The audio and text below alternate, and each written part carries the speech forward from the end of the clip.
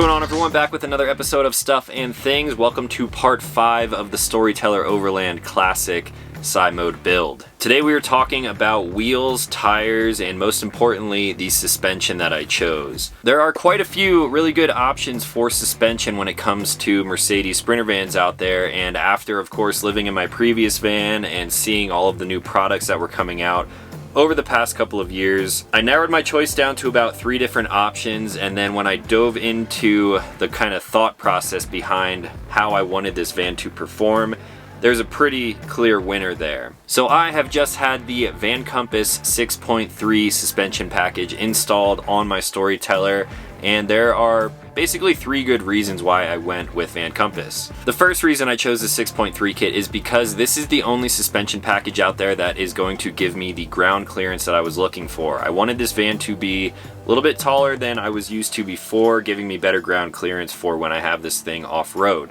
To go along with that as well, this is the kit that is going to allow me to fit the largest tire size, and I could have went all the way up to like a true 35-inch tire, but I dulled it back a little bit because I do pretty long road trips in this van. So this Vancompass 6.3 kit with the Striker lift package on there allowed me to get the van up a little bit higher, gives me the best ground clearance out of any other suspension package out there, and it was very easy to fit the wheel and tire combo that I wanted to fit. The second reason I went with the 6.3 kit is because of its adjustability, and it is adjustable kind of all across the board. Not only are the shocks adjustable 1 through 3, but they are adjustable in other ways too. The rear shocks allow me to make an adjustment upon install. And also, this van is running a very new Vancompass leaf pack setup, which is also adjustable. So I can adjust the leaf packs depending on what I'm doing. I was able to set the right parameters for my rear shocks upon install, and on top of that I can adjust them 1 through 3 depending on what I'm doing with the van.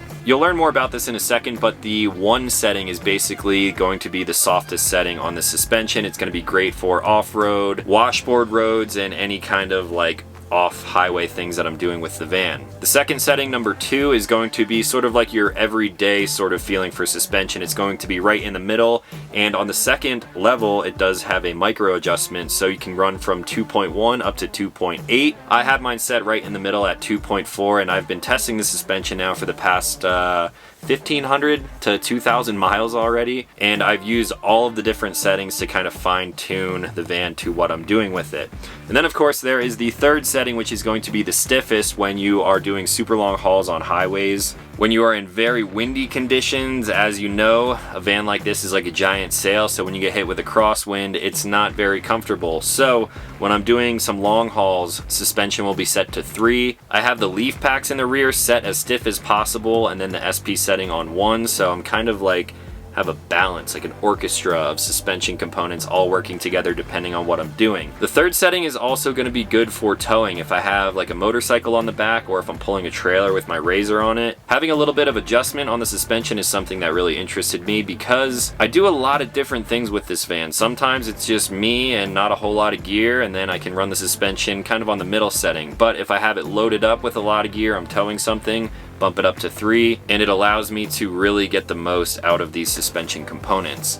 And then the third thing, the reason why I went with Vancompass. This is kind of some secret sauce, but if you follow them on Instagram, you may have seen some of the things that they are about to release. Vancompass will be releasing an add-on which you can add to the 6.3 kit, the 4.3 kit. You can add it to any suspension package that you're running. And I was able to go for a test ride in their shop van that has this new component on their van, and it is insane. It's definitely going to be overkill for most people, even probably overkill for myself, but I have never ridden in a van with suspension that kind of performed like this. The dampening that it provides when you're off-road mixed with the adjustability, it's just, in my opinion, one of the best things that you could do for a Sprinter van if you really wanted to go like all out and have the absolute best of the best. Now, I don't have that new component on this van yet. It probably will be coming out in the next couple of months, so I will probably do an updated video to this when I really beef up the suspension. And once I gather more thoughts and actually get this thing off-road and we're out there adventuring in the new Storyteller, I'm gonna bring you guys some more of my detailed thoughts on the suspension package and how I like to use it. Now, with all of that being said, instead of me just kind of regurgitating information that I've learned from the guys at Vancompass and all of the research that I've done, I figured while I was up there, we might as well talk to Rob and get all of the information you could possibly ever want about the Vancompass suspension kits that they offer. There is a ton of information here, and we really dove into the nitty-gritty details. So if you're in the market for suspension and you want to know about Vancompass, this is the video for you. I'm going to leave some chapters down in the description below so you can kind of fast forward to quickly get to the details that you actually want to find out about, or you can just sit back, relax, and enjoy this kind of long form content here as we talk with Rob and the other guys at Vancompass all about their 6.3 suspension kit. Hey everyone, this is Rob here with Vancompass, and we just finished up installing a 6.3 OptiRate kit on Talon's Storyteller build. Awesome van, so we're super excited to get one of our premier kits on here. And we're just going to do a quick little walkthrough of everything that we installed and why we do what we do and how we do what we do, and yeah, really just explain this setup on a Storyteller build. So, to start with, this van is a Storyteller. It's running at GVW all the time. It's a full camper van conversion. So, jump in spring rate with our new OptiRate spring pack. So this is a full replacement leaf pack. The beautiful thing about this is it is an adjustable rate spring pack. So as you can see here, these are what we would call our APS, adjustable preload spacers. So the APS spacers are installed right now with full engagement, which is both Delrin slider pads. And this is as firm as this spring can get. Really ideal for a van like a Storyteller build is here. Brings the spring rate back up. This spring is designed as it's not a lift spring, it's a ride height correction spring. It gets the van's suspension travel back to that neutral range that Mercedes designed it around when it was really like an empty cargo van. So here at Vancompass, we're really shooting for OEM geometry and 50-50 up travel to down travel ratios, because the amount of movement your suspension has to go up is critical, but so is that suspension movement downwards. You watch a sprinter traversing off-road, and half the time they're lifting a tire, they're tripoding is what people always call it. Well, we don't want to make that worse by just cranking the van's suspension all the way up. We really want to keep that 50-50 up travel to down travel ratio on the vehicle, so that it has the ability to keep tires planted, keep traction, keep momentum going forward. And just from a safety standpoint, having flat control arm angles, having your sway bar link angles, having your sway bar link nice and flat, all these things are really critical when it comes to drastic lane changes, highway driving, mountain driving, curvy roads, wind gusts, go down the list, right? So OptiRate spring to start with, again, because it's a heavier van. From there, though, this got a 6.3 kit, which is in addition to our ride height correction from factory, we went up a full 2 inches on top of that. So this spring pack gets the van back to that neutral, height that it would have been, before we lifted the whole vehicle 2 inches all the way around. So then we pair it with the 2-inch block. So 2-inch block gets us all the way back up, so that we're bang on what we want for this van for ride height. Not too high, not too low, just right in that money range. Extended sway bar links, so our sway bar angles are exactly as factory. We're at full droop right now on the rack, but you notice this isn't tacked out at full straight as limited as it could be. We still have room here. We're at an angle. We're not just straight up in line here. Bump stop drop bracket. Again, we're bringing everything back to neutral geometry. So we went down 2 inches with the block. We did 2 inches here with the bump stop drop spacer.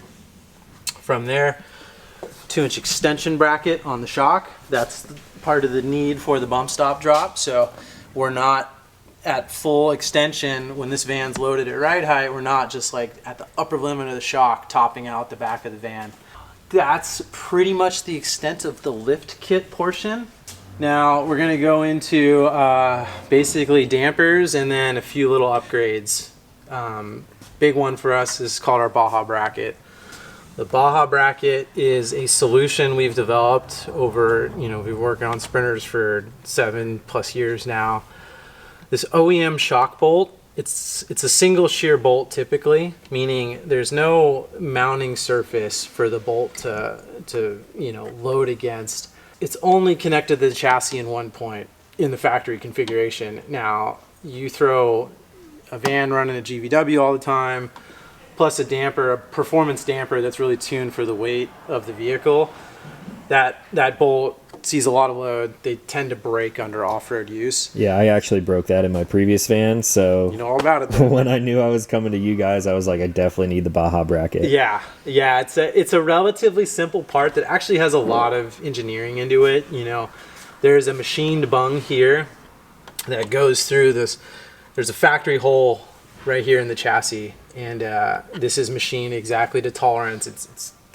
I won't lie, this bracket's a little of a bit of a meticulous install because we tried to make it really precise. So this bung goes through all the way, and it loads the chassis. So this bolt and this bung does a lot of the work from preventing the bracket from rotating up and down. But additionally, we drill 2 forward holes and grab this beefy leaf spring cross member here.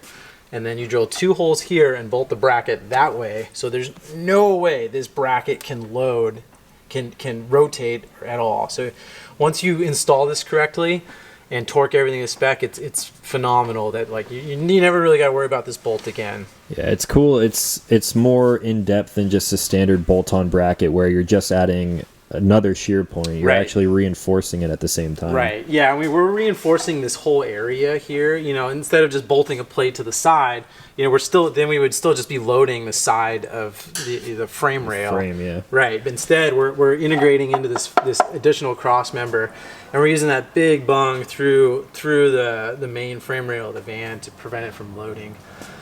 You notice we have special spacers here that are, like I said, it's kind of a meticulous install. You gotta tap these into place so that you don't always need these. It just depends on variances in the vans and how much glue buildup is on it. Yeah, the builder too. It depends on who's building the van. Absolutely, yeah. It's a meticulous install, but it's well worth it because once this is done, you really don't ever have to worry about anything back here. You really don't even have to check bolts once this is all torqued and tight because it's all locking hardware, and then we include this bolt lock tab. So once this bolt, your shock bolt, is torqued, install the bolt lock tab, and it prevents it from ever rotating ever again. So you can paint pen it if you want, but it's like, well, that's not ever going to fail. Yeah, so you'll be able to see if that thing is not lined up. Yeah, definitely. So Baja bracket, that's a nice little upgrade. And then, of course, we work with Falcon Shocks. I've been working with them for years, and we put a set of our 3.3 manual fast adjust shocks on the back of this van, tuned for the weight of a Storyteller build. Really quick, easy to use. A van like this, it comes down to personal preference, really. There's no hard and fast rule. Internally, they're still tuned per the weight of the van. So no matter what, tune-wise, these things are phenomenal, even if you never touch the adjuster.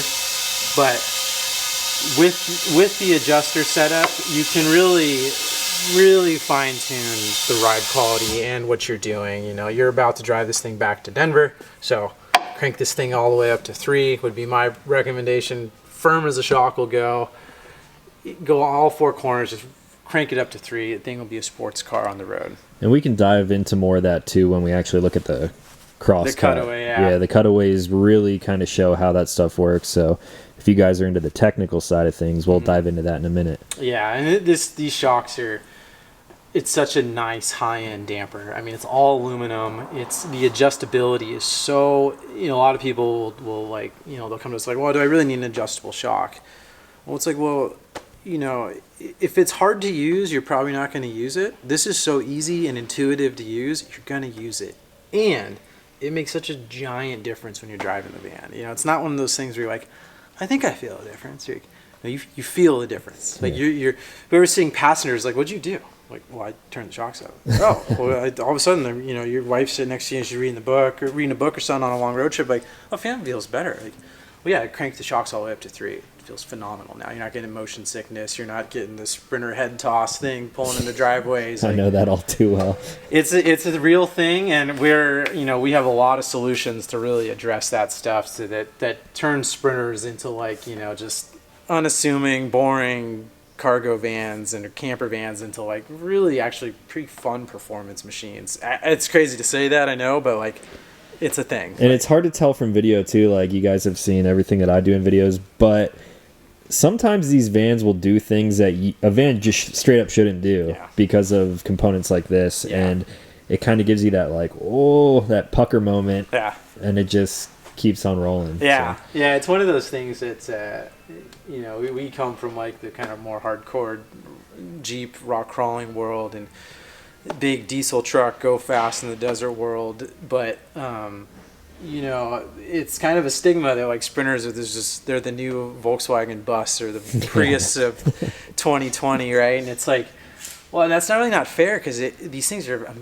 shockingly capable vehicles. You know, a bone stock sprinter will drive itself right onto its side. The traction control works fantastic. The four-wheel drive system is actually pretty advanced for, like, a simple cargo van. And people, like, tote them as these slow, lumberous, like, why you shouldn't even be modifying them to go off-road. And no, they're actually, with the right components on them, they're amazing. And their biggest restriction in our experience is simply their size. Yep. That's their biggest restriction. It's never been like, no, I can't make it up that. It's like, no, there's 4 trees that I'd have to, like, cut those down to be able to get to that campsite. Yeah. So. And this is new too. I mean, as you guys know, this is an all-wheel drive 2023 Sprinter. So I'm very curious to test out how the all-wheel drive performs now that I have suspension that can keep up with it. Because stock suspension with the stuff that I do with the van, not great. Like, getting blown off the road just by wind. So I'm excited to be able to go out and test all this stuff out now. Yeah. And we're excited to see what you do with it, because it's always where most of our time is spent here in the shop in development. You know, we do as much as we can R&Ding on, you know, in the real world, but at the end of the day, we have to be in a shop welding parts together and designing components. So it's great working with people like yourself that are going to be, like, putting miles and miles on our components and giving us good, honest feedback about it too. For sure. So I guess that's it for the rear. Let's bump up to the front and see what we got going on over there. Yeah. All right, moving up to the front. What do we have going on up here, Rob? Okay, so the front. So again, 6.3 kit. So we got our full 2-inch lift kit. What our 2-inch lift kit, we call this our striker lift kit. What that encompasses is it's basically a subframe drop. So we drop the subframe 2 inches. You can see these big black spacers here. These big steel spacers are initially before the lift, this subframe bolted directly right here. So we drop this down 2 inches. We put a strut spacer on top of the strut that has camber and caster correction built into it. Your neutral alignment capability still, which is really critical. You know, we don't want to just, like, max the front of the van out and lift it in a manner that's going to limit your alignment capabilities. So everything is just factory geometry. This is a trend here at Vancompass. You're going to hear me toting it all the time. It's just OEM geometry. At the end of the day, no one's really going to spend as much time in development and safety as the OEM is. So we really strive to keep that OEM geometry as much as possible. And we have found with experimenting over the years that it really kind of works the best. You know, having that neutral 50-50 up travel, down travel ratios with proper damping, it makes such a huge difference. One thing to note too is, like, what he's basically saying in super layman's terms is, instead of using a hockey puck up here like some dudes do with, like, old Civics and stuff, they're actually moving the plane straight down, so all of the bolts are keeping that factory alignment. It's not just a piece of metal stuck in place there to get that lift. There's actually engineering behind it, which keeps it all the same. Yeah. I mean, they're left and right specific. You can't really see it. Well, you can kind of see it, but, you know, this has got the R cut out into it for right-hand side, passenger side. Yeah, it's very much, and you saw when we were installing this, I made a note to pull you aside that, once this was all installed, before we put the nut on the lower knuckle bolt here, this is where your alignment slot is. I showed you that, like, hey, check it out, like, it's perfectly neutral, and we haven't touched anything. I'm going to tighten this perfectly neutral right now, so you have full alignment capability. Sure, should you have big weight changes, add more weight to the front end with a bumper and a winch mount. Maybe you're going to hang a motorcycle off the front or something. All that stuff, that loaded toe, that like loaded camber, like that's pretty critical for tire wear and longevity when it comes to front end components. So yeah, like striker lift, 2-inch lift, subframe drop. Motor, it includes a motor mount bracket, keeps the motor and the transmission in the same location as factory. All our driveline angles, our CV shaft angles are not seeing any additional operating angle when they're going down the road. Everything is neutral how it was from the factory. So our tie rod angles they're still flat, they're still neutral. Lower control arms as flat as it was from the factory. It really makes a big difference in handling when it comes down to like twisty mountain roads and like I said, off-road performance, believe it or not, it makes a big difference. Having that down travel is so critical on Sprinter vans. So so that's basically the kit. And then again, back into the damper on the front of the van. So our 6.3 kit, another fully adjustable Falcon shock. Real easy to adjust on these too. Same 3-position knob, fast adjust knob. All aluminum body construction, piggyback design. Internally these are machined with smooth oil flow ports to prevent any kind of cavitation issues you might have. They're just a phenomenal damper. We've, like I say, been working with for years. They're so easy for us to work with, and the performance you get out of them is unlike anything else that's really available for these things. So that's kind of the extent of the lift kit and the shock package that's on this. One thing is that you picked a aggressive tire, which we love here. Aggressive for sure. Yeah, so being that Sprinters have, the wheel wells aren't the biggest thing ever, even with the lift kit, but you tend to have to do a little bit of trimming. Running a 285/75/17, we had to go and kind of do more of what we would trim to fit like a 35-inch tire. We didn't go to that extent, but it's still pretty basic trimming. It's fender liner trimming here to get tire clearance as the tire turns from lock to lock. And then we did lose a bulk of the mud flap, and we had to trim back the mini fender a good amount to be able to get that clearance with the wheel tire combo that you're running.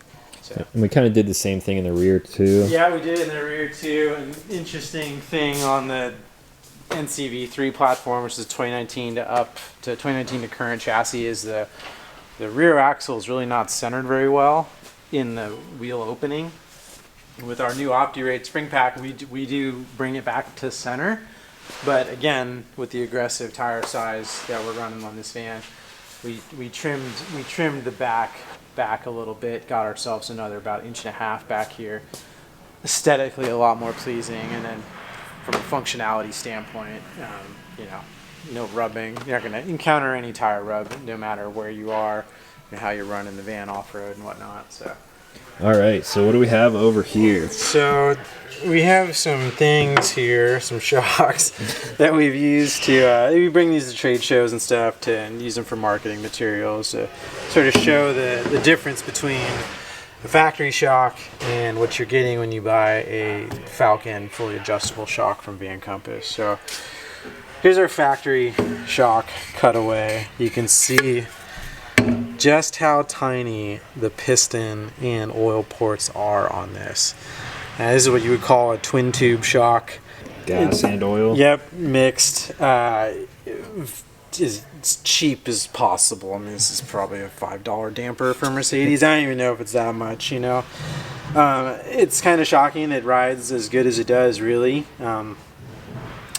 considering what it is, but notice the size of our piston, the size of our shock shaft, the size of the seals.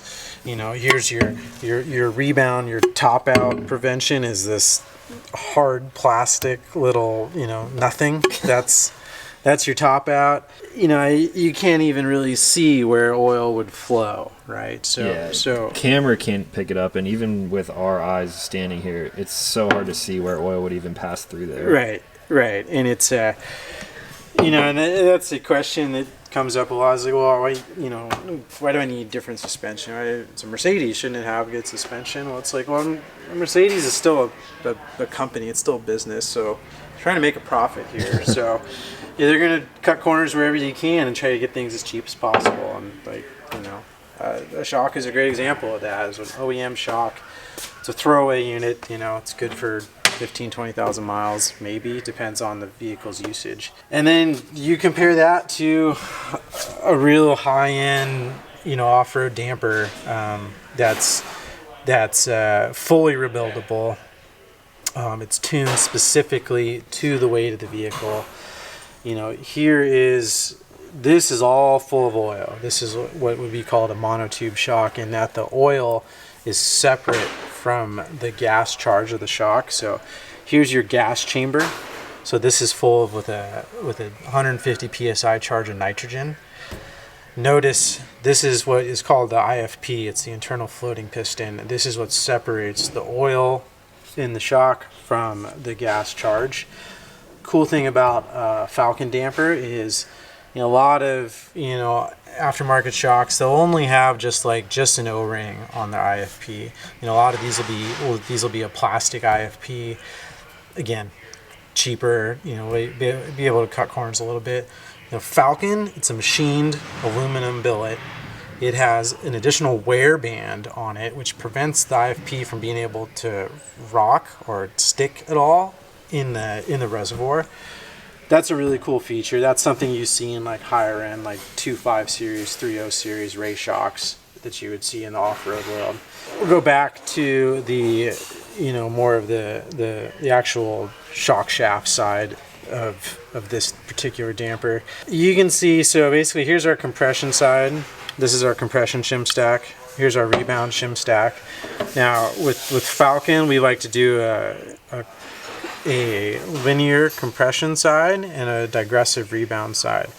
And what that means is it's going to have a lot more low speed sway control until the shock shaft speed gets fast enough to blow through the digressive shim stack. So real critical in a big heavy camper van that sees a lot of low speed shaft movements. That's not low speed like you're driving, that's low speed shaft movements. So when it's pulling into a driveway, just most driving around town kind of stuff that you experience in a Sprinter, where you're just kind of, you get thrown a little bit.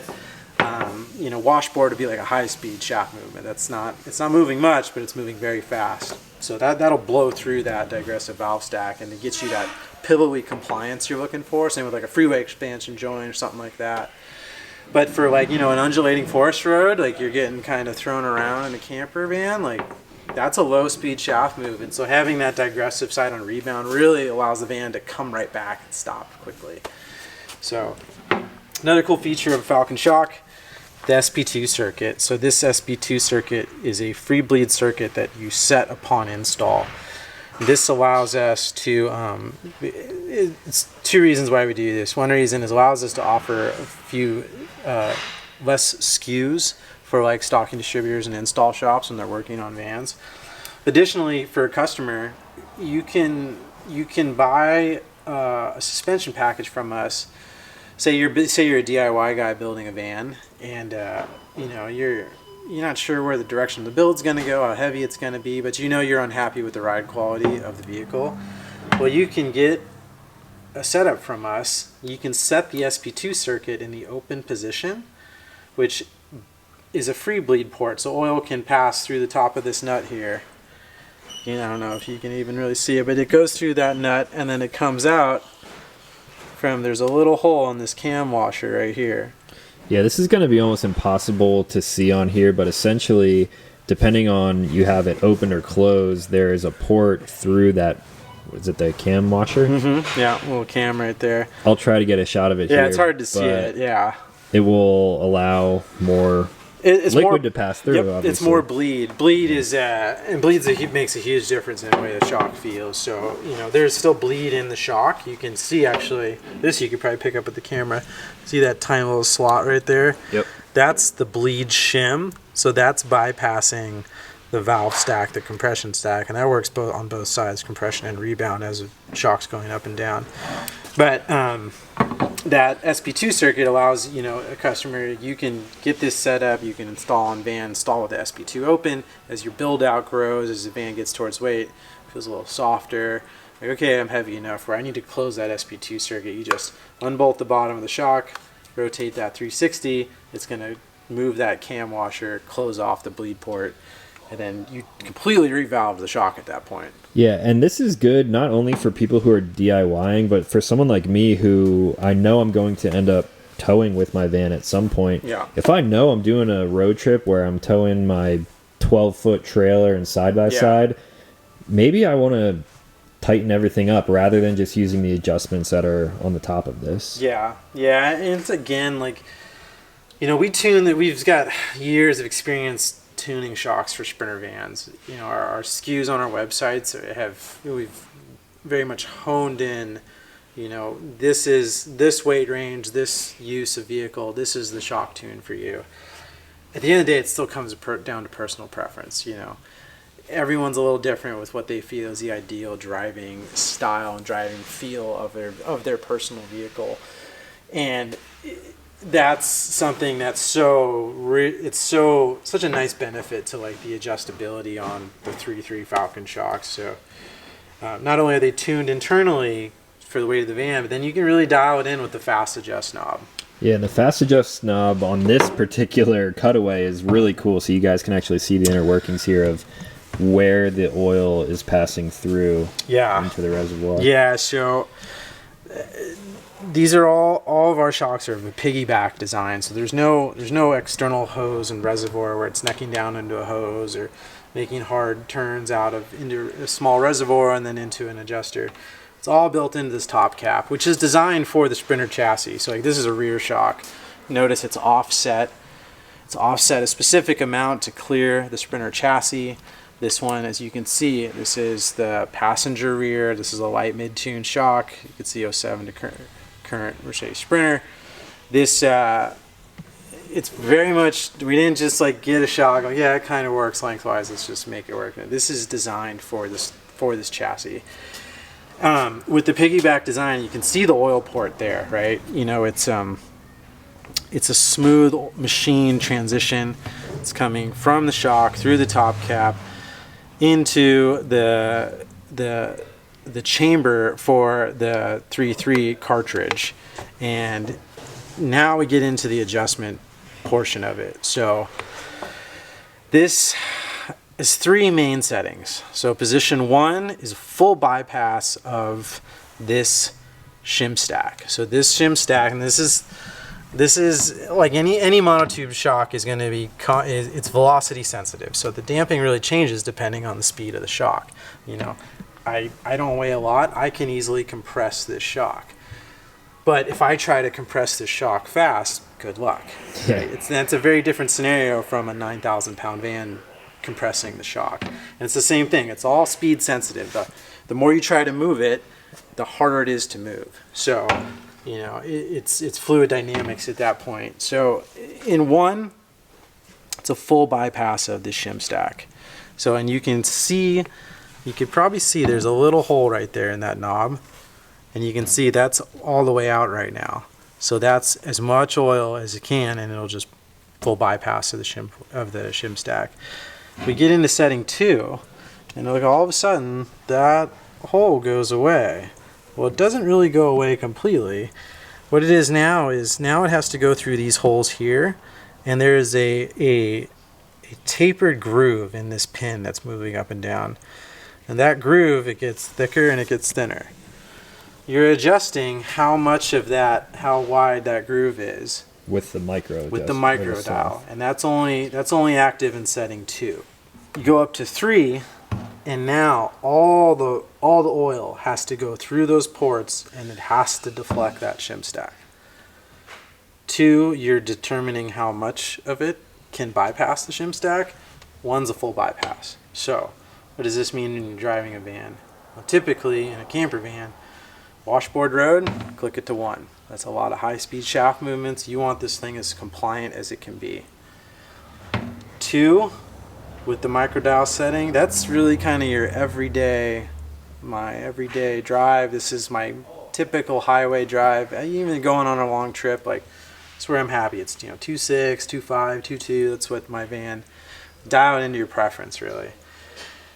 3 is as firm as it'll go. So that's windy. It's a windy day. You're driving from Wyoming to where we are here in North Idaho, and it's mountainous and it's windy and it's 2-lane highway, and you're getting speed limit's 90 miles an hour for semi trucks in Montana. They're just ripping past you. That's gonna be me driving from here back to Colorado for sure. Yeah.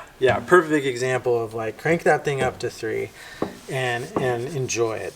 With all that being said, there's no hard and fast rule on this. You dial it into like what you feel is making a big difference for your road conditions and your preference and your vehicle. Again, we're going to get you 80-90% of the way internally, with the internal shock tune on it, but then it's up to you to really dial it into that last, like, okay, this is perfect, this feels fantastic. It's so easy to use and it's so intuitive. We place these adjusters in a position that's really easy to click in a position. You can see what they're set at, and you're going to use it, and you're going to feel the difference. Like, you're going to feel a drastic difference as you're driving the vehicle. One last thing on these, all aluminum construction.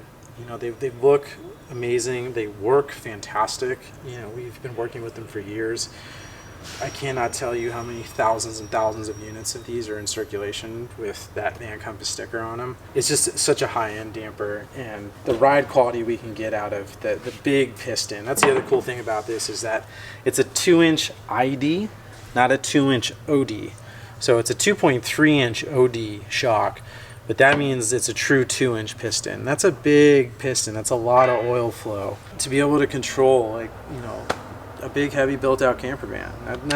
We're able to just get so much control without inducing harshness. So we get lots of control, but still have plenty of compliance in the vehicle, and just makes for a very Mercedes, a very German car-like ride in a big 4-wheel drive camper van. Well, awesome, man. Thanks for the in-depth, nerdy, technical details. Hopefully some of you guys out there enjoyed that. Yeah. I know this is the type of content that I like watching. When I was researching suspension, I was watching all of your videos on your channel and just trying to suck in as much information as possible. Now we got to put this thing on the ground. We haven't even seen this lift complete wheel tire combo on the ground, so let's take a look at what the Storyteller Classic is looking like now that it's a little bit closer to a beast mode. Yeah.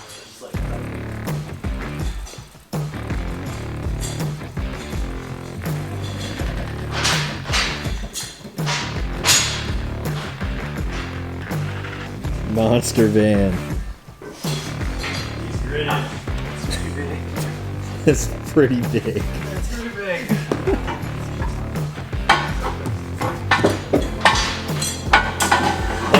It's big, but it's not too ridiculous. Like, Proportion.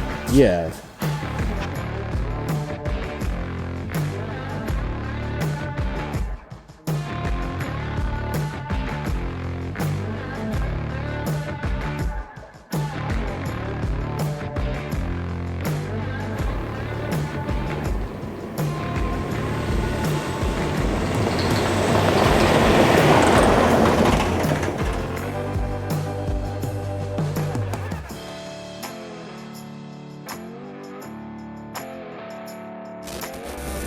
So there you guys have it. I hope you learned something about this suspension package, and maybe it helped you make a more informed decision if you are looking to upgrade the suspension on your own Storyteller or other Sprinter van. If you guys have any questions, you can drop them in the comments down below. I'll try to answer anything as best as possible. And like I mentioned in the beginning, I will be bringing you guys updates on the suspension package, some of the changes that I might make to it in the future, and we'll cross that bridge when we get to it. So if you are new to this channel, consider clicking subscribe because I make new videos every single week. As always, thank you for watching. I'll talk to you in the next one.